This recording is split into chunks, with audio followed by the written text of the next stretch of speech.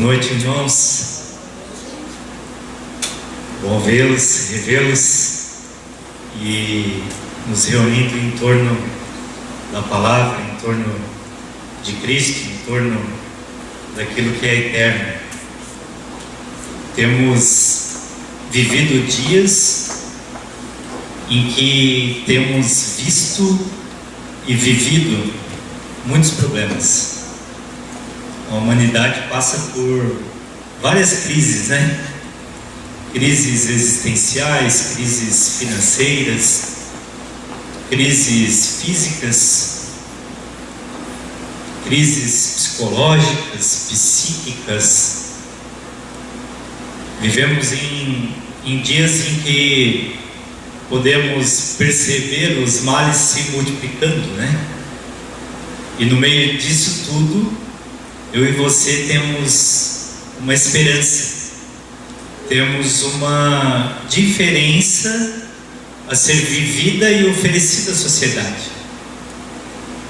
Temos um Deus que traz para nós uma mensagem de amor, uma mensagem de acolhimento, uma mensagem que nos quer por perto, uma mensagem de entendimento em relação aos problemas da vida, do dia a dia, uma mensagem que nos leva a alargar a nossa visão e não olhar só para o nosso umbigo ou para os problemas que estão à nossa volta, mas olhar para Cristo e para a eternidade que Ele coloca à nossa disposição. A Bíblia fala que as aflições do tempo presente não se podem comparar com a glória. Nós temos algo tremendo preparado por Cristo para nós, para a eternidade.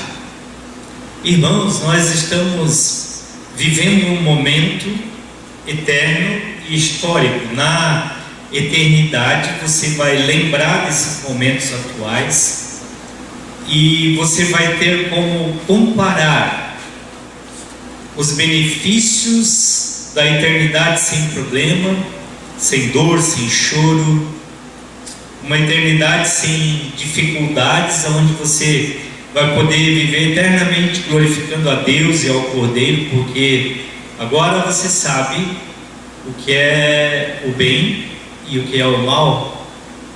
Foi Deus que plantou a árvore do conhecimento do bem e do mal no jardim do Éden. Foi Deus que deixou a árvore do conhecimento do bem e do mal à disposição de Adão. E a vida terrena, ela é uma experiência que Deus nos colocou nela. E nós precisamos, através do esclarecimento que Deus tem nos trazido pelas Escrituras, a gente precisa entender esse processo de maturidade. A gente precisa entender que nós estamos inseridos em um contexto divino, em um contexto onde Deus nos colocou para que vivêssemos essa vida e já providenciou o escape antes da gente ter o problema. Num contexto onde Cristo morreu há mais de 2000 anos atrás, a gente peca e tem problemas hoje, mas tudo já estava pago e acertado antes mesmo de nós existirmos fisicamente. Um Deus que tem se envolvido conosco, um Deus que não nos lançou aqui na terra e nos abandonou, nos esqueceu. Você e eu não estamos esquecidos por Cristo, não estamos esquecidos por Deus, não estamos andando sozinhos e tendo que batalhar, tendo que vencer uma vitória que não conseguimos alcançar. Não, nós precisamos entender que Ele venceu. Jesus Cristo de Nazaré venceu, irmãos. Aleluia. Ele é vencedor e nos tornou mais do que vencedores através dele mesmo. Se nós conseguirmos exercitar a nossa mente, o nosso coração, o nosso entendimento, se conseguirmos colocar em prática no dia a dia as realidades da Escritura, nós podemos trazer o céu para a terra. Nós podemos trazer o céu para dentro do nosso coração. Nós podemos trazer o céu para perto da vida das pessoas. E o caos que às vezes nos cerca e cerca os nossos amigos e parentes pode ser extirpado instantaneamente. Um homem, uma mulher que entende as realidades do Evangelho pode ser realmente sal e luz. Pode ser alguém que faz a diferença entre aqueles que têm sofrido. E pessoas sofrendo, nós não precisamos andar muito longe, né, queridos?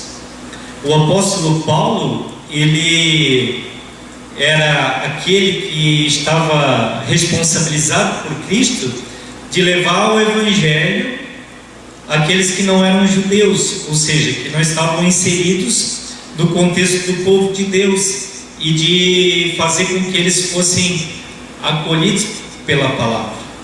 E como falei para vocês na semana passada, gostaria de continuar hoje a expor esse tema tão precioso chamado Lei e Graça.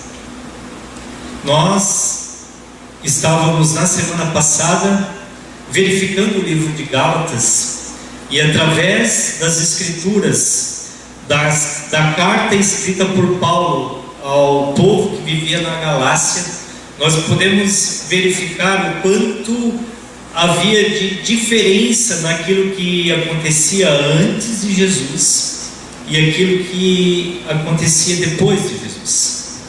Jesus trouxe uma separação de dispensação para nós. Você já notou que os anos são contados? Nós estamos em 2016. Jesus foi um cara que mudou a história da humanidade. Inclusive os anos começaram a ser contados de novo. Nós não podemos viver como se hoje estivéssemos vivendo no ano 7000 e alguma coisa. Nós precisamos viver a realidade dos nossos dias, ou seja, nós vivemos depois da cruz, irmãos. Aleluia. E depois da cruz é pela graça, não é pela lei. E Paulo estava puxando a orelha dos Gálatas. Ele estava dizendo: queridos, vocês foram ensinados a viver através da fé que vocês têm em Cristo, e agora vocês estão querendo voltar a ter obrigações, vocês estão querendo voltar a ter que fazer coisas para vocês serem aceitos por Deus. Isso não é justo para com Cristo, isso não é justo para com o Evangelho. Lá no capítulo 1 de Gálatas, Paulo estava dizendo: eu me admiro que vocês estejam abandonando tão rapidamente aquele que os chamou pela graça de Cristo para seguirem outro evangelho, que na realidade não é o evangelho, ou seja, não existe outro evangelho. Mas os Gálatas estavam querendo buscar coisas para eles desenvolverem, para serem avaliados por Deus e serem aceitos por Cristo, e isso era injusto para com o evangelho. Estou recapitulando aqui um pouco para que você possa se inserir dentro do contexto.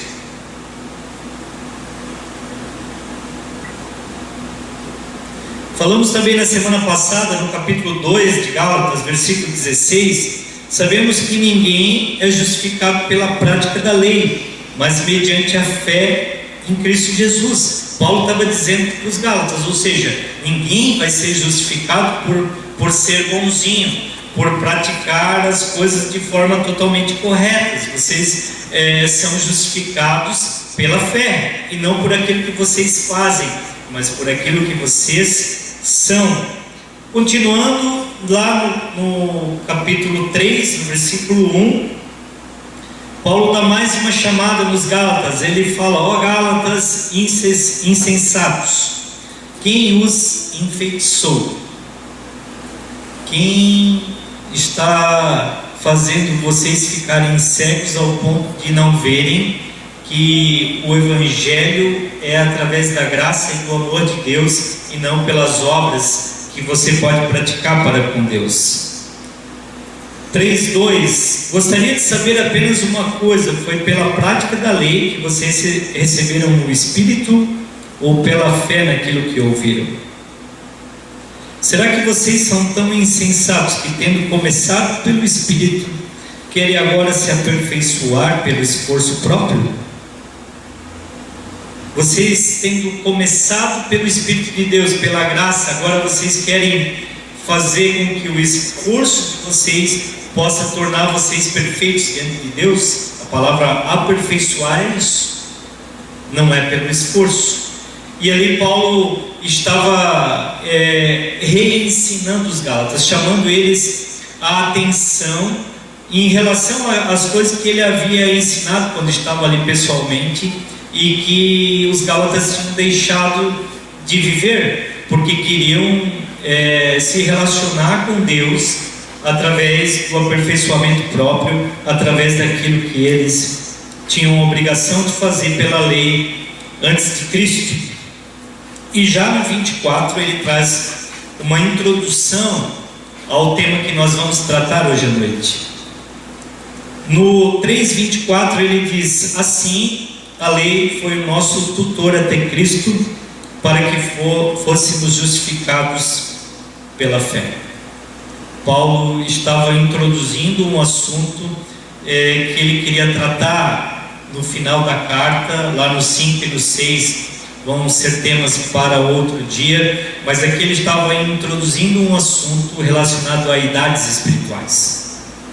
Nós sabemos que quem precisa de tutor é alguém que é irresponsável.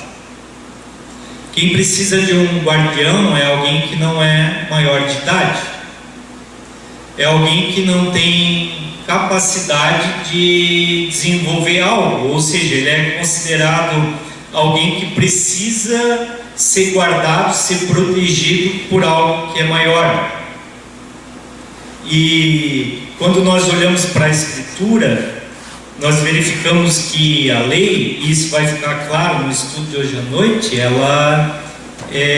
lei é algo que veio para nos proteger de algumas dificuldades. Ela veio trazer algumas obrigações. É como você cuidar de uma criança espiritual. A lei, ela é um jardim de infância espiritual.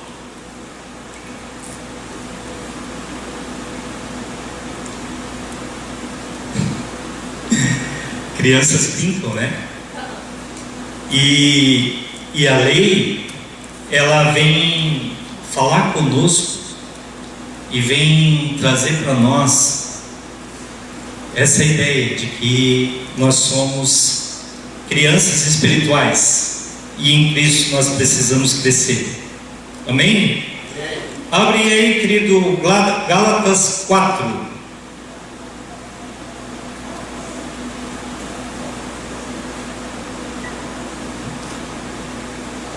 Gálatas 4, vamos falar então de idades espirituais. Gálatas 4, versículo 1. Digo, porém, que enquanto o herdeiro é menor de idade, em nada é diferente de um escravo, embora seja dono de tudo. Enquanto o herdeiro é menor de idade, ou seja, enquanto o herdeiro é criança, ele não é diferente do escravo, embora seja dono de tudo. Nós somos filhos de Deus, certo? Somos herdeiros de tudo. Quando recebemos uma herança aqui na terra, aquilo passa a ser nosso. Eu e você somos filhos de Deus e somos herdeiros de tudo, mas às vezes nós vivemos na terra como escravos.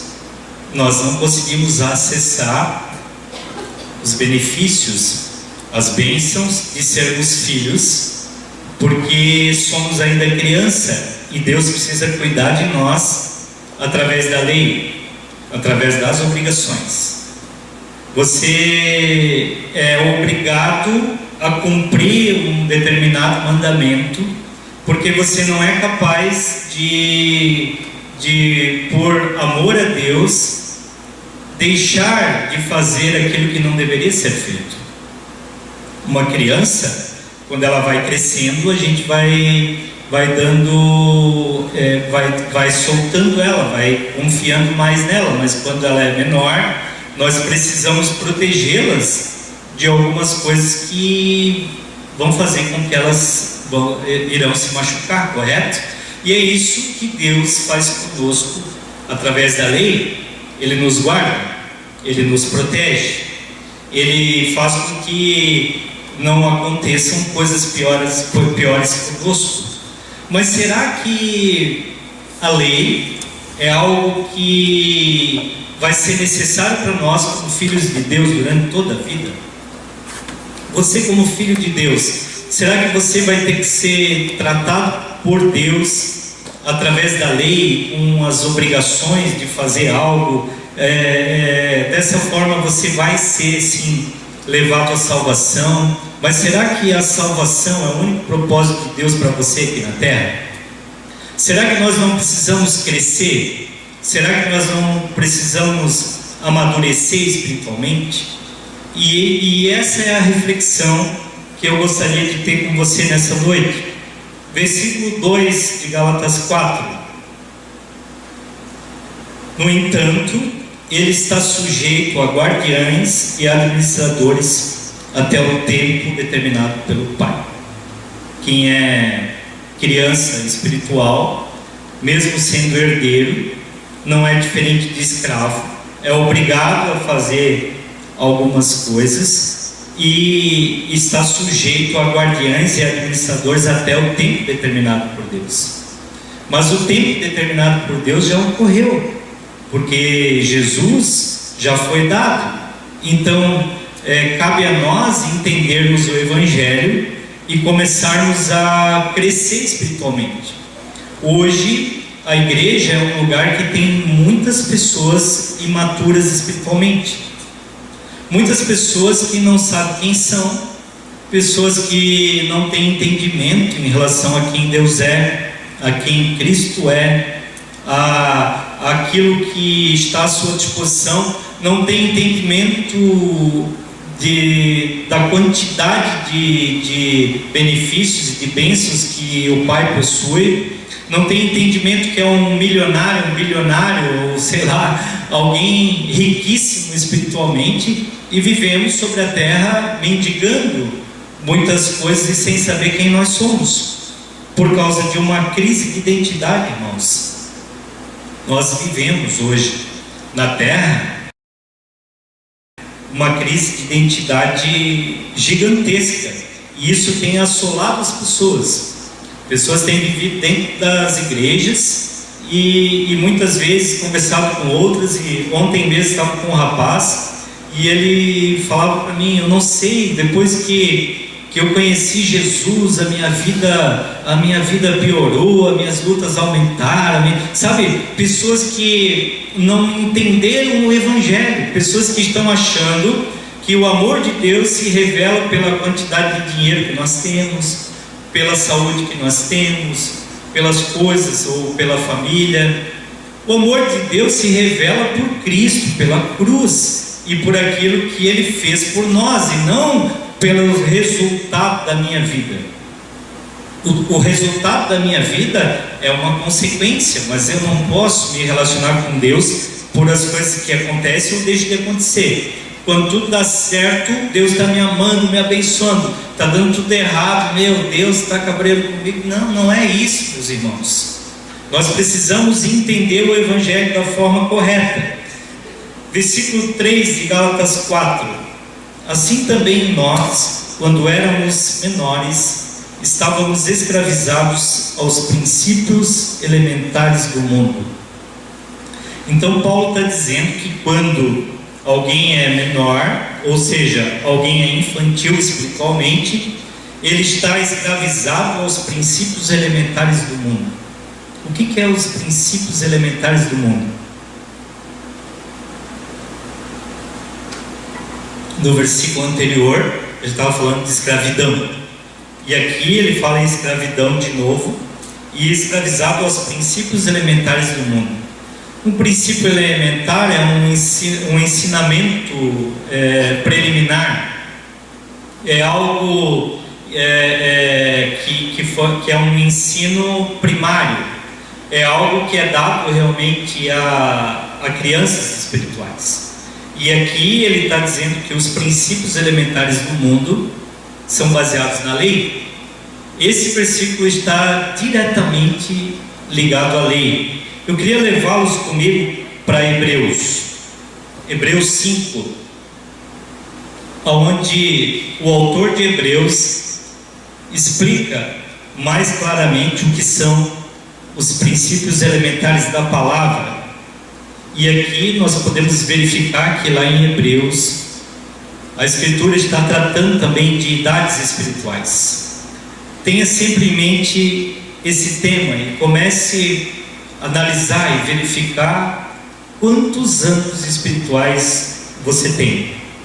Você é um adolescente espiritual? Uma criança espiritual? Você é um jovem espiritual? Um adulto espiritual? Qual é a tua idade espiritual? Hebreus 5, versículo 11. Quanto a isso, temos muito o que dizer, coisas difíceis de explicar, porque vocês se tornaram lentos para aprender. Embora a esta altura já devessem ser mestres, vocês precisam de alguém que lhes ensine novamente os princípios elementares da palavra de Deus. Estão precisando de leite e não de alimento sólido. Quem se alimenta de leite ainda é criança e não tem experiência no ensino da palavra. Mas o alimento sólido é para os adultos, os quais pelo exercício constante tornaram-se aptos para discernir tanto bem quanto mal. Olha só o 12: embora a esta altura vocês já devessem ser mestres. Então os Gálatas, Paulo está escrevendo isso aqui 55 anos depois de Cristo. E ele está dizendo: vocês já deviam ser mestres, mas vocês ainda estão precisando de alguém que lhes ensine novamente os princípios elementares da palavra. Vocês estão buscando pessoas que vão ensinar para vocês legalismo. Embora vocês já devessem estar vivendo na graça, ensinando os outros, vocês têm necessidade que pessoas venham ensinar para vocês os princípios elementares, ou seja, a lei, aquilo que é primário, aquilo que veio antes de Cristo e tinha a finalidade de te proteger, e aquilo que traz obrigações. E daí ele segue dizendo: vocês estão precisando de leite e não de alimento sólido. O que é o leite? O leite é dado a uma criança espiritual. Eu não estou falando aqui de maturidade de vida. Tem pessoas que têm maturidade, experiência em vários segmentos da vida, e a experiência precisa ser respeitada. Mas eu estou falando para vocês que a Escritura trata de idades espirituais, e a verdadeira maturidade espiritual está em você entender a graça de Jesus. Porque quando nós andamos pela lei, nós andamos nos princípios elementares, e isso para nós é muito pouco. A gente viver, entender e se relacionar com o Evangelho através da lei, através de não faz isso, não faz aquilo, não toque, não manuseie, não, sabe, não pega aquilo, não vê isso, não. Gente, nós não podemos viver nos relacionando com Deus através de obrigações que nós temos que fazer. Nós precisamos nos aproximar de Jesus e deixar que Ele mude o nosso coração, e que a gente possa mudar atitudes e melhorar os nossos relacionamentos, melhorar a nossa qualidade de vida, a qualidade do nosso interior através do entendimento da graça. Versículo 13 de Hebreus 11: quem se alimenta de leite ainda é criança e não tem experiência no ensino da justiça. Quem se alimenta de leite é criança. Paulo estava propondo um alimento sólido no versículo anterior. O alimento sólido é Jesus. O alimento sólido é o amor. O alimento sólido é Cristo revelado para nós. E aqui no 13, ele está dizendo que quem se alimenta de leite ainda é criança e não tem experiência no ensino da justiça. Não experimenta, não tem experiência, significa não experimenta o ensino da justiça. O que é justiça para você? Justiça. Deus vai fazer justiça contigo. Muitas vezes nós temos medo da justiça de Deus, porque a justiça de Deus, se Deus fizesse justiça conosco, Ele nos colocaria todos no inferno. Se justiça de Deus fosse o conceito que nós temos de justiça, nós estaríamos todos perdidos, porque pela justiça de Deus ninguém passaria. Mas Jesus é a justiça de Deus para nós. Ou seja, Deus puniu o pecado do homem em Cristo, e Deus fez justiça punindo os nossos pecados no Filho dele. A justiça foi feita.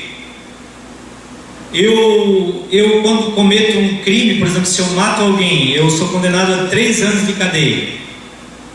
Foi feita justiça? Não. A justiça é feita quando eu cumpro esses 3 anos na prisão e sou solto. Aí foi feita justiça, porque eu paguei pelo meu crime. Nós teríamos que pagar, e nós teríamos que viver eternamente no inferno para conseguir pagar alguma coisa, e a gente ainda ia ficar devendo. Aí Jesus vem e paga a minha dívida, paga a minha bronca, paga a minha cadeia, e me livra do inferno. Ele me puxa, me suga da maldição que eu deveria ter. E agora Paulo está dizendo que ser maduro espiritualmente é ter experiência no ensino da justiça, é experimentar a justiça que Jesus providenciou para nós. Eu e você somos tidos como justos diante de Deus. Existe uma justiça, Deus fez justiça punindo Cristo. Nós não podemos ser punidos também. Se você for punido também, Cristo foi punido inutilmente? Ou será que a punição de Cristo não foi completa? Será que Ele não sofreu direitinho? Ele fugiu da cruz, Ele não pagou tudo? Eu tenho que pagar alguma coisa?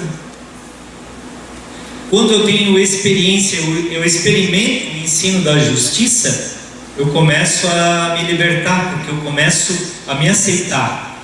Me aceitando, eu começo a entender que Deus me aceita. Quando Deus me aceita, eu fico perto dEle. Quando eu estou perto dEle, tudo muda, irmãos. Quando eu estou perto dEle, a situação é totalmente alterada. Versículo 14: o alimento sólido é para os adultos, ou seja, a graça é para os adultos. Muitas vezes somos acusados porque pregamos a graça, somos crianças, porque a graça é só a porta de entrada. Lei do engano, irmãos. Lei do engano. A lei é que é leite, a lei que é a porta de entrada. O alimento sólido, que é Cristo, é para os adultos. Então, quando eu aceito o que Cristo fez, eu valorizo Ele, eu começo a crescer. Eu começo a ser nutrido por Ele, com um alimento mais sólido. Cristo é algo mais palpável, mais, tem mais consistência, é um alimento que vai trazendo um crescimento sustentável para mim, e Ele vai me nutrindo, me guardando. Aí eu cresço, aí Cristo é que me torna alguém bombado espiritualmente, forte. Aí Ele que é a minha rocha, Ele que me guarda, Ele que me cuida, Ele que me protege. Nele tudo é diferente. O alimento sólido é para os adultos, os quais pelo exercício constante tornaram-se aptos para discernir tanto bem quanto mal. Os quais pelo exercício constante, olha o que Paulo está dizendo no 14. O que é um exercício constante? Faz exercício, faz de novo, faz exercício, faz de novo. A nossa vida, irmãos, aqui na terra, ela necessita de exercícios constantes, diários, exercícios de fé, exercícios de identidade constantes, diante dos nãos da vida, dos problemas da vida. Todos os dias eu pratico muito isso. Diante dos problemas, eu declaro: eu sou filho de Deus. Eu declaro: Cristo é a justiça de Deus para mim. Diante das minhas possibilidades de crise de identidade, eu olho no espelho, olho para mim mesmo e digo: espera aí, eu sou filho de Deus. Eu não aceito o que a vida está passando para mim. Eu não aceito isso na minha família. Eu não aceito isso no meu casamento. Eu não aceito isso com os meus negócios. Eu não aceito isso no meu corpo. Eu começo a fazer exercícios constantes de fé. Nós precisamos desses exercícios constantes para poder crescer. Vamos voltar para Gálatas. Volta lá para Gálatas 4, o versículo 4.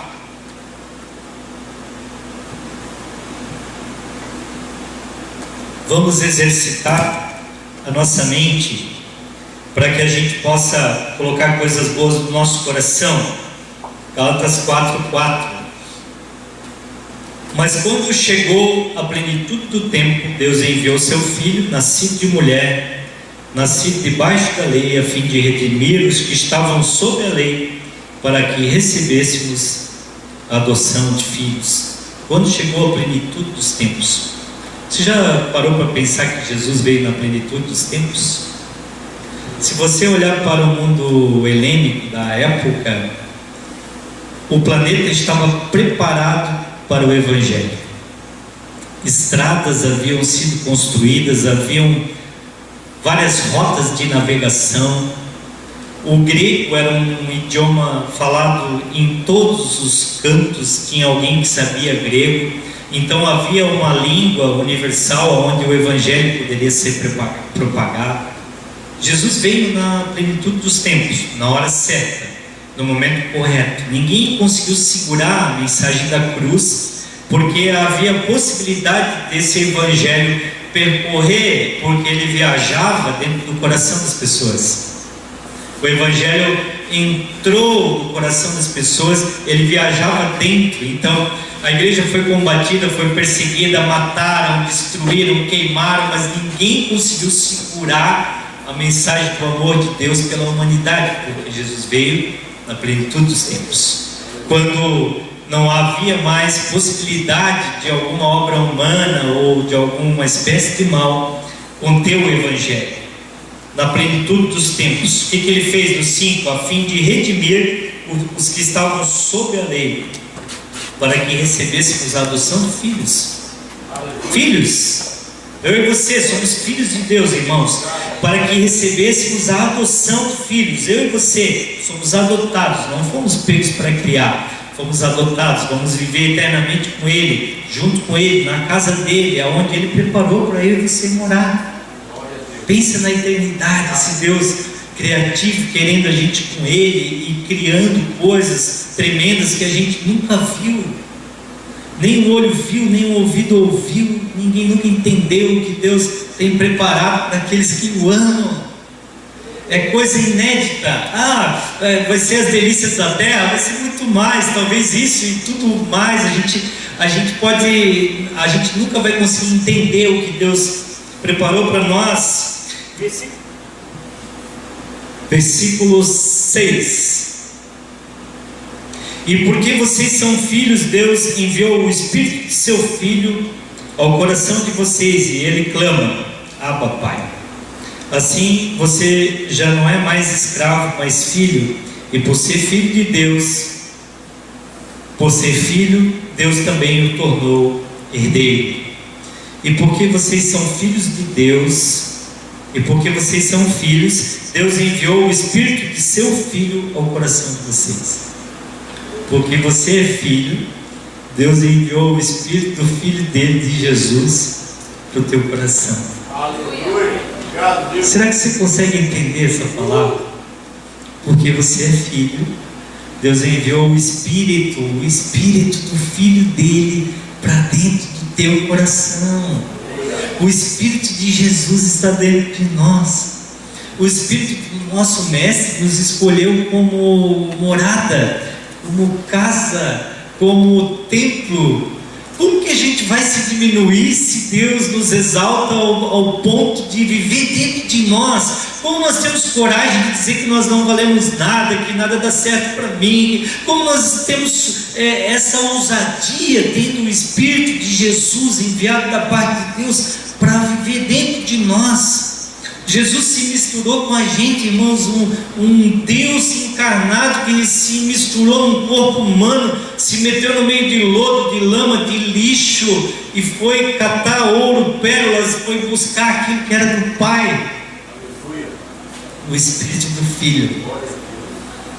O Espírito do Filho está dentro de você. Se você fizer esse exercício espiritual diariamente, começar a olhar para ti e ver, poxa, Deus está comigo, o Espírito está comigo, não tem nada descontrolado, eu estou passando, eu estou vencendo, está tudo bem, eu estou tendo algum problema, também está tudo bem. Se você ter essa convicção, as coisas negativas vão começar a se afastar de você, porque onde Ele está, não há maldição. Onde Ele é reconhecido, as trevas têm que fugir, a luz acende, as trevas têm que vazar, irmãos. Não tem como permanecer, não tem como ficar por perto. O problema é que às vezes nós somos crianças espirituais, somos meninos espirituais, e não sabemos quem é nosso Pai, não sabemos e ficamos clamando: Deus, onde Tu estás, que Tu não olha para a minha dor. E ficamos bradando com Deus, mas, poxa, Deus está dentro de ti. Ele escuta o bater do teu coração, o teu sentimento. Ele sabe das suas lutas e das suas dificuldades. Ele quer que nós cresçamos e que nós vivemos glorificando o Filho dele, porque o que Ele podia fazer por mim, por você, Ele fez. Ele morreu naquela cruz, Ele pagou, rasgando o escrito de dívida que era contra nós nas ordenanças dele, cravando na cruz. Ele rasgou a dívida. Não tem mais nota promissória, não tem mais legalidade pecaminosa nenhuma contra mim e contra você. Assim você já não é mais escravo, você já não é mais criança, você já não está mais debaixo da lei primária, mas agora você é filho. Ele te promoveu a filho, irmãos. E por você ser filho, Deus também te tornou herdeiro. Você é dono de tudo. Você não é mais escravo. E sim, vamos terminar com um louvor. Eu queria terminar com essa palavra, irmãos. Coloca de pé. Gálatas 4:6. Porque vocês são filhos de Deus. Porque vocês são filhos, Deus enviou o Espírito de seu Filho ao coração de vocês, e Ele clama: Abba, Pai, Paizinho. Jesus, Ele sempre chamou Deus de Pai, e o Espírito dele que foi enviado para o nosso coração clama dentro de você e dentro de mim: Abba, Pai. Abba, Pai significa Paizinho. Você consegue olhar para Deus e chamar Ele de Paizinho? Filhos crescidos conseguem fazer isso. Filhos pequenos ficam tentando ser bonzinho para agradar o pai, para ser aceito pelo pai. Filhos adultos sabem quem o pai é, sabem que são parte da vida do pai e sabem que o pai não vive mais sem o filho. Filhos adultos entendem que são queridos, são amados, mesmo em meio aos problemas e dificuldades, são requeridos pelo pai. Filhos adultos sabem que o pai jamais vai os esquecer. Filhos adultos sabem que para eles não há mais condenação. Filhos adultos sabem que nenhuma condenação há para os que estão em Cristo Jesus. Filhos adultos, irmãos, são conscientes de quem são. Filhos adultos, diante da dificuldade, pegam a sua própria identidade e dão um carteiraço no mal, dão um carteiraço no inimigo, dão um carteiraço na vida, dizendo: não, isso é mentira, eu sou filho de Deus, eu sou o dono de quem fez tudo, é tudo meu, eu sou parte, eu sou inserido. Eu e você precisamos viver olhando para Deus e chamando Ele de paizinho, porque muitas vezes nós temos medo e nós temos receio de Deus, e ficamos pensando que Deus é Deus e não entendemos que Ele é Pai. Saiba que na cruz Jesus chamou uma única vez Deus de Deus. Ele não pôde chamar de Pai, porque o pecado seu e meu estava sobre Ele, e ali Ele teve que chamar Deus de Eli. Eli, Eli, lama sabachthani. Mas hoje, eu e você, irmãos, nós temos Deus dentro de nós precisamos chamar Paizinho. Pai, ô Pai. O Pai a gente abre a geladeira, né? Pai a gente beija na cabeça, não é verdade?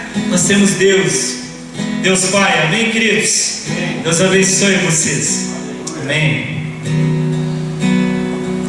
O Pai que seu Filho nos deu, o Filho que por todos morreu,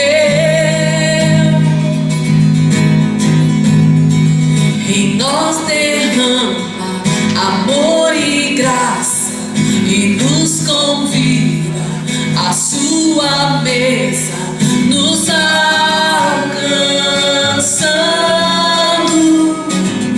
É tão profundo e tão imenso e cobre-nos, é furioso, poderoso, abraça-nos.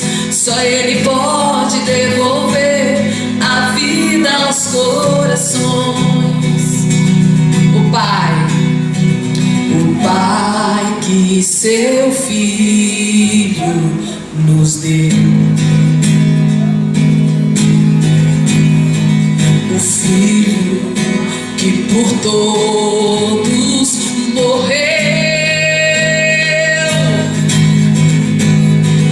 em nós derrama amor e graça e nos convida à sua mesa, nos alcançando.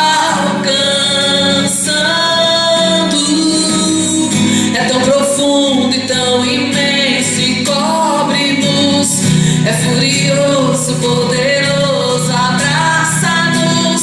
Só Ele pode devolver a vida aos corações. É tão profundo e tão imenso, cobre-nos, é furioso, poderoso, abraça-nos. Só Ele pode devolver a vida aos corações. É tão profundo e tão imenso e cobre-nos, é furioso, poderoso, abraça-nos. Só Ele pode devolver a vida aos corações. É tão profundo e tão imenso e cobre-nos, é furioso, poderoso, abraça-nos. Só Ele pode devolver a vida aos corações.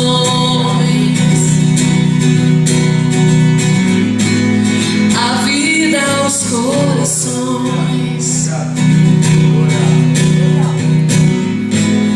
A vida aos corações.